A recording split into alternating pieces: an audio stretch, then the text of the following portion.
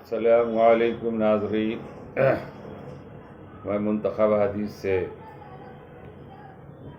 حدیث پیش کر رہا ہوں۔ اکرام مسلم اور مسلمانوں کا مقام۔ حضرت عبداللہ بن عمر رضی اللہ تعالیٰ عنہ سے روایت ہے کہ رسول اللہ صلی اللہ علیہ وسلم نے ارشاد فرمایا، کیا تم جانتے ہو کہ اللہ تعالیٰ کی مخلوق میں کون سب سے پہلے جنت میں داخل ہوگا؟ صحابہ رضی اللہ تعالیٰ عنہ نے عرض کیا، اللہ تعالیٰ اور ان کے رسول ہی زیادہ جانتے ہیں۔ ارشاد فرمایا، سب سے پہلے جو لوگ جنت میں داخل ہوں گے وہ غریب اور نادار مہاجرین ہیں، جن کے ذریعے سرحدوں کی حفاظت کی جاتی ہے، مشکل کاموں میں انہیں آگے رکھ کر ان کے ذریعے سے بچاؤ حاصل کیا جاتا ہے۔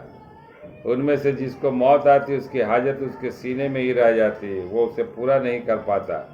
اللہ تعالیٰ قیامت کے دن فرشتوں سے فرمائے گا، ان کے پاس جا کر انہیں سلام کرو۔ فرشتے تعجب سے عرض کریں گے، اے ہمارے رب، ہم تو آپ کے آسمانوں کے رہنے والے ہیں اور آپ کی بہترین مخلوق ہیں، اس کے باوجود آپ ہمیں حکم فرما رہے ہیں کہ ہم ان کے پاس جا کر ان کو سلام کریں، اس کی کیا وجہ ہے؟ اور اللہ تعالیٰ فرمائیں گے، اس کی وجہ یہ ہے کہ یہ میرے ایسے بندے تھے جو میری عبادت کرتے تھے، میرے ساتھ کسی کو شریک نہیں ٹھہراتے تھے، ان کے ذریعے سرحدوں کی حفاظت کی جاتی تھی، مشکل کاموں میں انہیں آگے رکھ کر ان کے ذریعے سے بچاؤ حاصل کیا جاتا تھا، اور ان میں سے جس کو موت آتی تھی اس کی حاجت اس کے سینے میں رہ جاتی تھی، اسے پورا نہیں کر پاتا تھا۔ چنانچہ اس وقت فرشتے ان کے پاس حضرت دروازے سے یوں کہتے ہوئے آئیں گے کہ تمہارے صبر کرنے کی وجہ سے تم پر سلامتی ہو، اس جہاں میں تمہارا انجام کیا ہی اچھا ہے ابن حبان۔ اللہ تعالی ہم لوگوں کو پڑھنے اور سننے سے زیادہ عمل کرنے کی توفیق عطا فرمائے۔ آج کل غریبوں کو، مزدوروں کو، نچلے درجے والوں کو بہت حقیر نظروں سے دیکھتے ہیں لوگ، اور یہاں کے بڑے بڑے عمرا، وزیر، وزراء، ان کی شان بان، ٹھاٹ باٹ ہر لوگ عزت کرتے ہیں۔